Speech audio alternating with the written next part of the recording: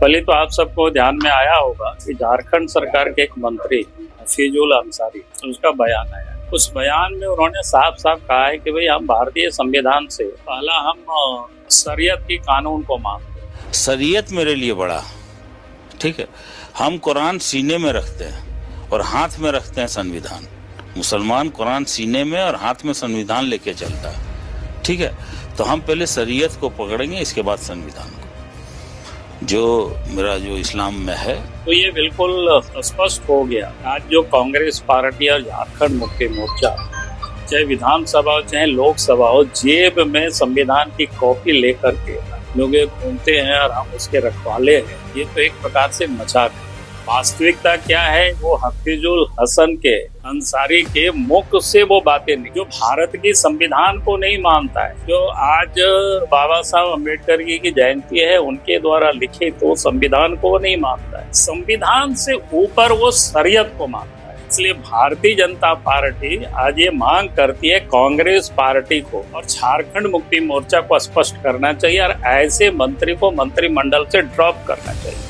आज आप इसलिए देखते होंगे कि रामनवमी हो या किसी भी प्रकार के हिंदुओं के पर्व त्योहार में जो हंगामा होता है, मारपीट होता है, अनावश्यक रूप से उसके ऊपर हमला होते हैं, उसका मानसिकता यही है। कोई भी व्यक्ति, कोई भी मजहब के मानने वाले हो या जाति धर्म के लोग, अगर अपने आप को संविधान से ऊपर मानता है, फिर वैसे व्यक्ति को संवैधानिक पद पर बने रहने का कोई हक नहीं। कि हफीजुल के जो बयान है कि हम संविधान से नहीं शरीयत को हम पहला मानते हैं, उनके बयान से वो लोग सहमत है कि असहमत है? असहमत है तो उनको मंत्रिमंडल से हटाएगा, और नहीं तो यही माना जाएगा कि जो जेएमएम और कांग्रेस पार्टी ये जो संविधान की रक्षा का ढोंग है और उससे अधिक कुछ भी नहीं। क्योंकि वो स्पष्ट हो गया कि आज ऐसे लोग संविधान को नहीं मानते हैं, वो संविधान से ऊपर शरीयत को मानते हैं, और ऐसे लोग देश में शरीयत कानून को लागू करना चाहते हैं। और इसलिए हमें लगा कि आज मैं आप सबके बीच इस बात को रखूं, और ये बातें सिर्फ प्रेस कॉन्फ्रेंस तक नहीं रहेगी। इस विषय को लेकर के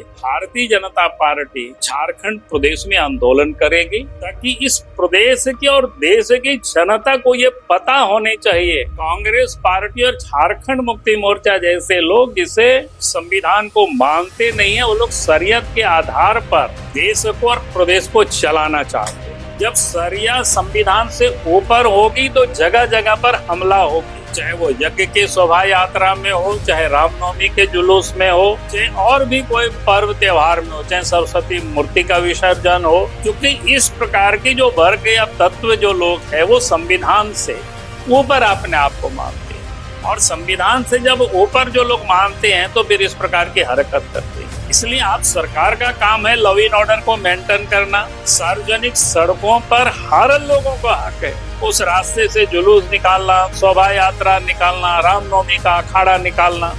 सरकार का काम है कानून व्यवस्था को ठीक करना, और सरकार अगर कानून व्यवस्था ठीक नहीं कर सकेगी, प्रशासन ठीक नहीं कर सकेगा, तो उसकी जवाबदेही प्रशासन की होगी, जनता की नहीं होगी।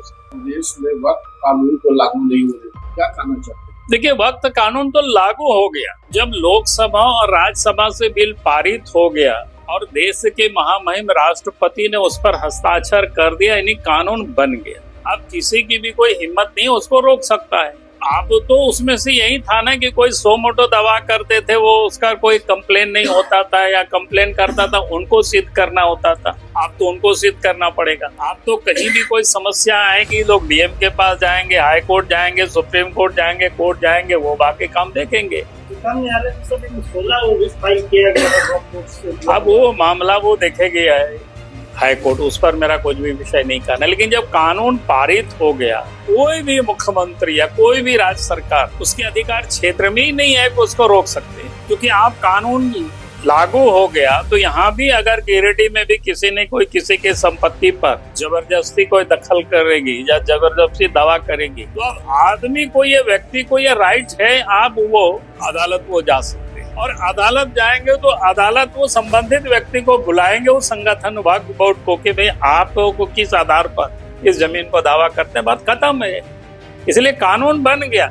ये लोग इसलिए बोल रहे हैं ताकि आज भी मुसलमानों को भ्रमित करने की लोग कोशिश कर रहे हैं कि यहाँ लागू नहीं होने देंगे। भैया तुम कैसे रोक लोगे? वो तो पहले भी लोग बोलता सीआईए को लागू नहीं होने देंगे। भाई आपके कहने से सीआईए क्या, सीआईए कानून जब बन गया तो लागू हो गया, आपको उसमें करना क्या है?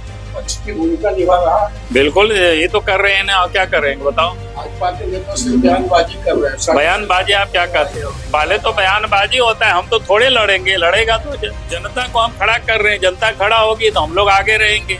जिसे भाजपा के सारे नेता लोग कह रहे हैं कि राज्य में वित्तीय अराजकता है, अपराध बढ़े हैं, लेकिन धरातल पर जो सब भाजपा के कोई नेता सड़क पर नहीं उतरे। अब सड़क पर नहीं उतरेगा। इस समय आप देख रहे हो हमारा संगठन पर्व चल रहा है, थोड़ा उसमें लगे हुए हैं और सरकार को भी थोड़ा बहुत समय दे। अरे दिसंबर में, नवंबर के लास्ट में सरकार बनी है, जनवरी फरवरी मार्च अप्रैल अभी 3 महीना ही तो हुआ है, तो हनीमून भी थोड़ा सा मनाने दीजिए थोड़ा सा।